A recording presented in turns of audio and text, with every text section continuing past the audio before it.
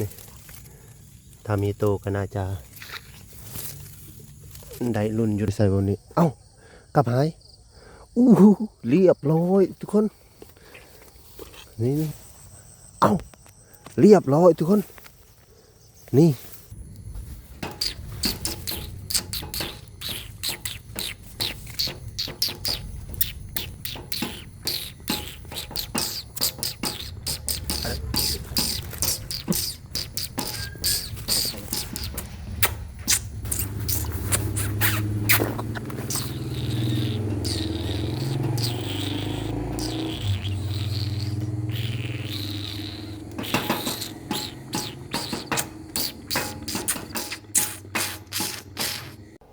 สบายดีท่านผู้ชม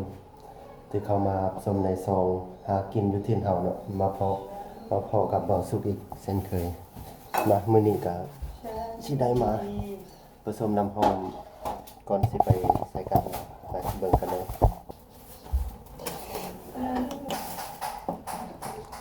อันนี้ก็จะเป็นกินใบเตยเนาะแล้วก็กินมะลิกินนมแมวกินนิลาครีมกินนมเนยครีม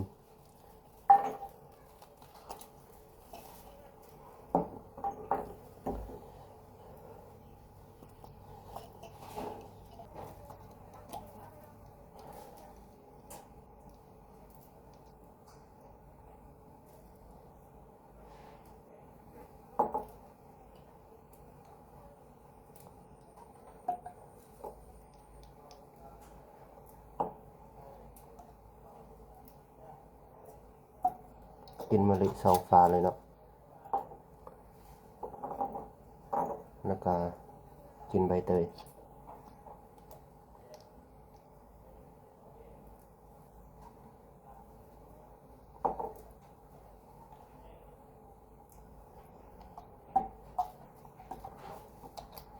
กินใบ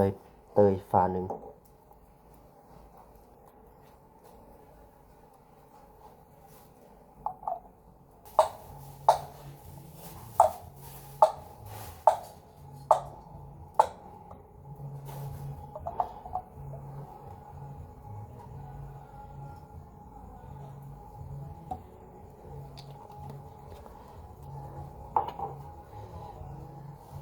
กินนิลาครีม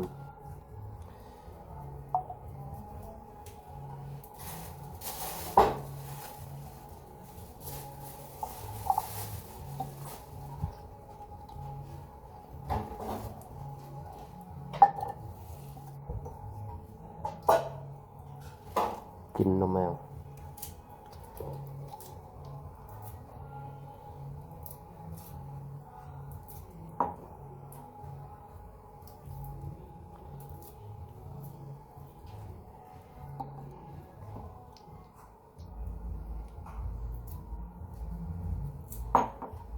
สองฝาไปเลย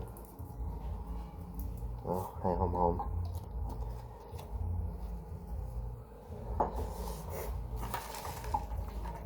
ทางนั้นก็จะเป็น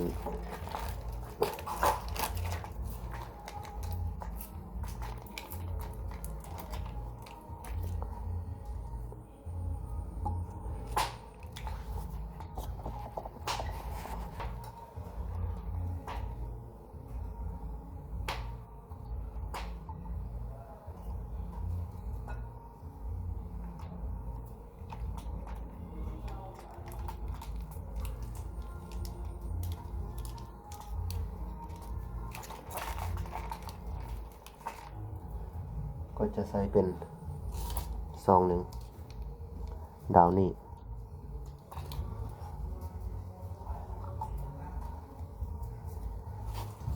นี่ได้แล้วเนาะได้แล้วทำส้มตอนนั้นเราก็สั้นๆไปเราไปใส่กันเลยเนาะใส่แบบสดๆอีกพอเลยใส่5 ลังไปมาทุกคนเอากลับมา5 ลังเนาะทดสอบน้ำหอมที่ว่าเราหากได้เห็ดวังกี้นี่ทดสอบแบบหอมๆเลยเนาะหอมแบบหอมแห้งเลยแหละ ตอนนี้ก็ได้5 โมงปลายแล้วว่าสิดักทันบ่แต่ก็มาลองเบิ่งก่อนเนาะประมาณ5 ลังตะเวนก็สิรับขอบฟ้าแล้วเนาะนะเบิ่งตะเวนนี่ตะเวนนี่สิรับขอบฟ้าแล้วมาลุยกันเลยเนาะ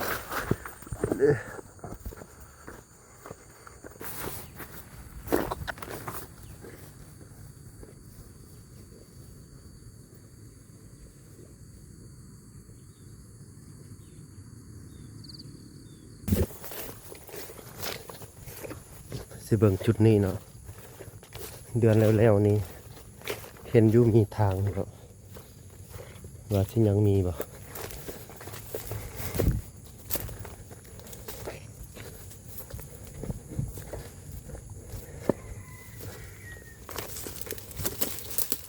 โอ้มีหอยเขาใส่ไว้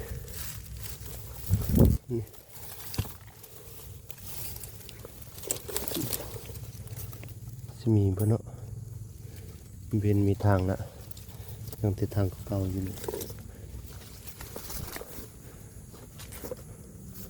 อู้แต่ว่าเป็นยังอยู่บ่เนาะนี่เห็นบ่มีคุยอยู่นี่เนาะแต่ว่าน่าจะเป็นคุยเก่าแล้วหอยเก่ากับสีใสเนาะบางทีมันฟุกอัดสีได้เนาะน้ำหอมหากระเฮ็ดแล้วเมื่อกี้มาเทศน้ำหอมเนาะเนื้อก็จะเป็นเนื้อขี้ไตเนาะว่าสีได้ดักจากลังมือนี้จุดเนื้อขี้ไตก่อนให้หอมเนาะ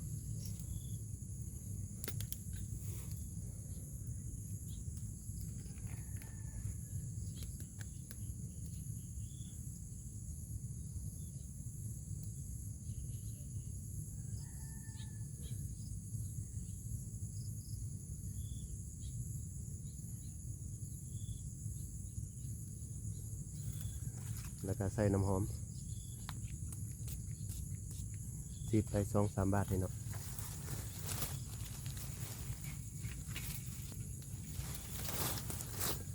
มาเบิ่งกันไม้นี่เนาะนี่ถ้ามีโตก็น่าจะได้รุ่นอยู่เนาะไปลุยกันต่อ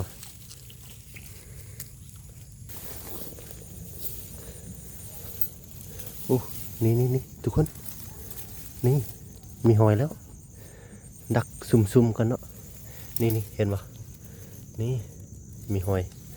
เบิ้งสีใส่บนไหนเด้เนาะใส่บนนี้ละเบิ้งสีใส่กัน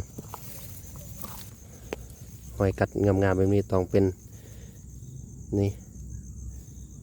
พร้อมน้ำหอมเนาะก่อนจะใส่ก็จูดเหยื่อก่อนให้เหยื่อไหม้หอมๆเนาะแล้วก็ซีดน้ำหอมนี่ได้แล้ว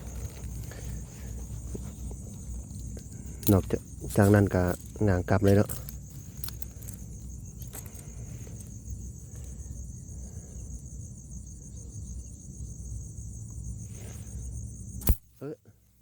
ดีบุถึงมือเว้ยผู้ใดที่ใส่กับไม่ๆกับระวังมือเจ้าของเนาะเพราะว่ามันนี้เจ็บบางทีอาจจะนิ้วมือหักเนาะมาใส่เลย2 เทื่อแบ่งสีหาใส่กันใส่ตัวหน้านี่แหละตัวหน้ามันกัดนี่เลยเบิ่งมือนี่สีมีโตมีแต้มบ่นี่มันกินหอยเนาะ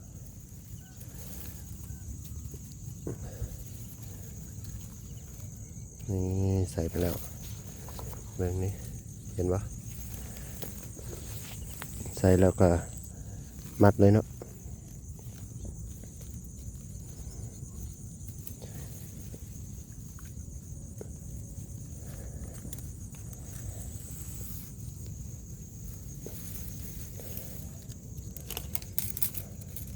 เอาทุกคนลัง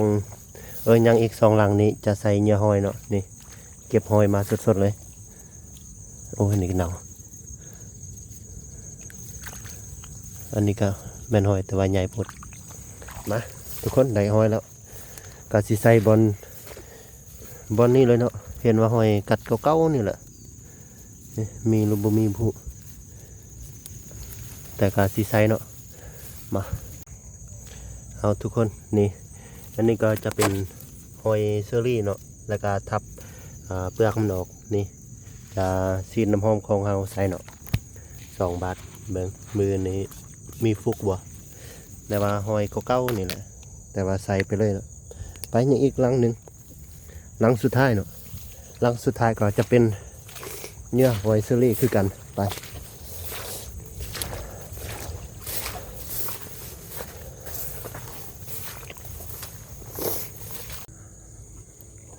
เอาทุกคนเป็นลังสุดท้ายแล้วเนาะแต่ว่ามันเริ่มคำแล้วจะใส่ซุ่มเลยบอนนี้เนาะนี่จะเป็นหอยกัดเก่าๆนี่แหละนี่ใส่แล้วเนาะเป็นลังสุดท้ายแล้วนี่หาลังสุดท้ายแล้วเนาะอันนี้จะเป็นเนื้อหอยคือกันเนาะหอยเชอรี่แล้วก็ทุบกระดองมันออกทุบเปลือกมันอะไรออกนี่มาทุกคนไปลุยกันเลยตอนเช้าเนาะกับน้ำหอมชุดนี้เนาะเทศน้ำหอมเลยซะว่ามื้อนี้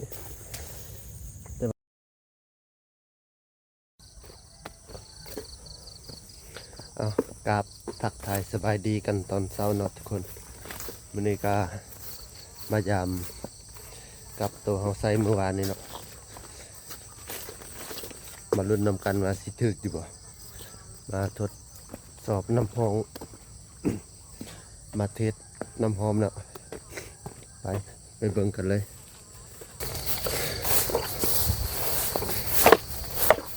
ทางนี้เป็นลังแรกของเฮาเลยเนาะครับน้ำหอมมาเบิ่งว่าสิมีโตบ่เมื่อวานว่าสิใส่บอนนี้เนาะ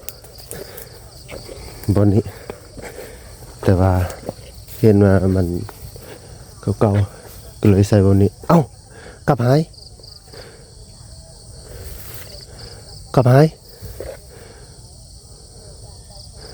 เอากลับหายอยู่ใส่บ่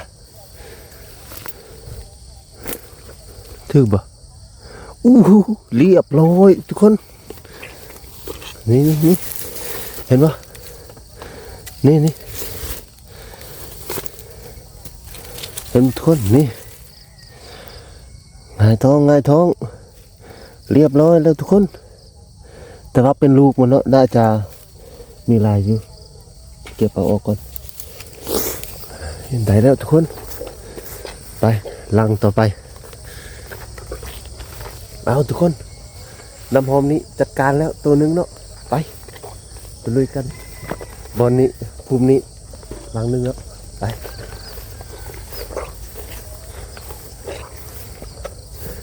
สิถึกบ่อันนี้อยู่บนทางวะเนาะบนลันวะแม่นบ่เอ้าแม่นบ่ลันบ่ใช่กลับก่อนดึงก่อนเนาะเห็นเนาะ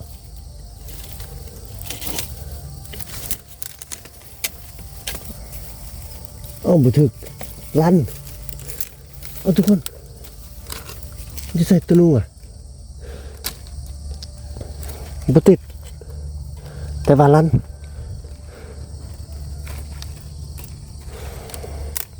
ไปแล้ว2ทึกยังมันวะ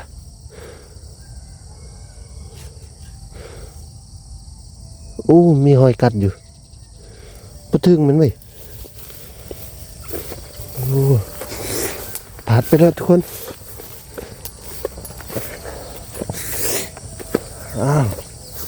ผ่านไปแล้วไปเบิ่งทางนั้นต่อเนาะ2 ลังทางนั้นไปเบิ่งกัน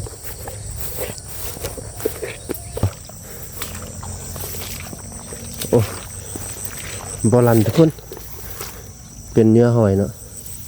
นี่บอลันเพราะว่าทางเก่าๆเนาะ ทางหน้านี่เป็นหลังหนึ่งเนาะบ้านรุ่นกระตอเนาะทางนี้เนาะอย่างหลังหนึ่งลุ้นเอ้าเรียบร้อยทุกคนนี่เห็นปะเรียบร้อยว่าแล้วแต่ว่านูบุค่อยใหญ่เนาะจะน้อยๆแต่ว่าเรียบร้อยกะได้กินอยู่เนาะนี่เรียบร้อยทุกคนไปได้ซองเต็มแล้วทุกคนเลยนูยังน้อยไปน่าจะแบบว่าแม่มันบเลาะเนาะก็อย่างลังสุดท้ายทุกคนเลยมาลุ้นนำกันอีกเนาะอย่างลังสุดท้ายแต่ว่าเขาได้ไปแล้ว2 โตเนาะกับน้ำหอมชุดนี้นี่ทุกคนบ่อนี้เนาะยังลังสุดท้ายเบิ่งกันเลยอู้แต่ว่านี่มีทางเก่ามันเนาะบ่ได้ทุ่มหญ้าตัวใดวะนี่บ่โอ้มีขี้มันนี่บ่ถึกบ่เข้าทุกคนเลยเพราะว่าทางมันเก่าๆแล้วบ่มาเนาะเอากราบขอบใจกันเมิดครูสุกคนเนาะที่เข้ามาหับชมในซ่องหากินอยู่ถิ่นเฮาของเบาสุกในมื้อนี้เนาะมาเทศน้ำหอม5 ลังแต่ลั่นไป3 ลังเนาะถึกไป2 โตหนึ่งพลาดไปเนาะนี่จะได้เนาะได้ปะขอบใจหลายๆไปที่มากาช่วยสปอร์ตให้เบาสุกเนาะคนละไลค์คนละ1 ผู้ติดตามเนาะขอ